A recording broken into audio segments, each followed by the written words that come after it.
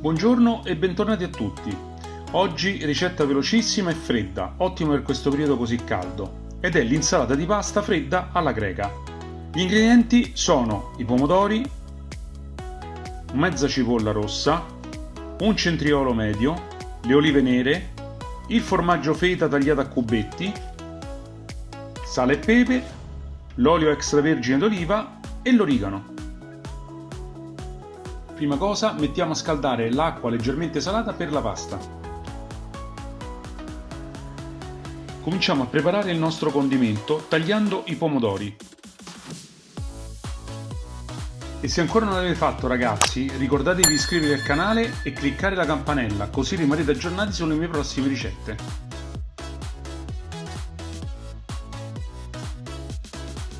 Affettiamo la cipolla finemente.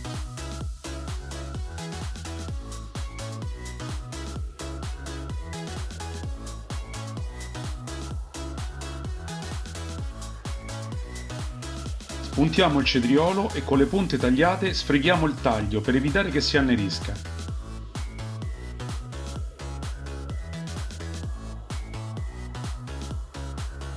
Dopodiché peliamo la buccia,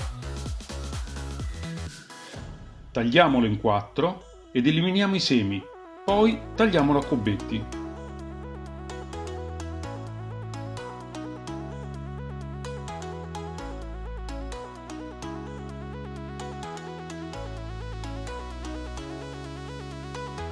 Per finire mettiamo l'olio extravergine di oliva, il sale, il pepe, l'origano secco e mescoliamo per bene.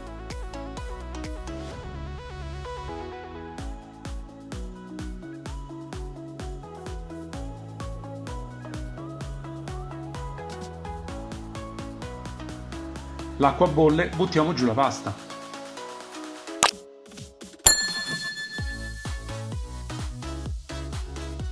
Dopo aver scolato la pasta e raffreddata sotto l'acqua, mettetela nella ciotola con il condimento.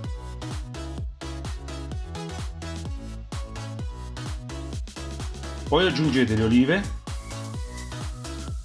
e la feta e mescolate per bene.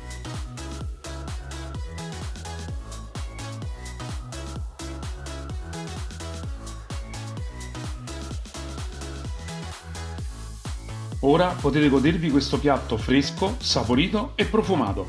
Buon appetito!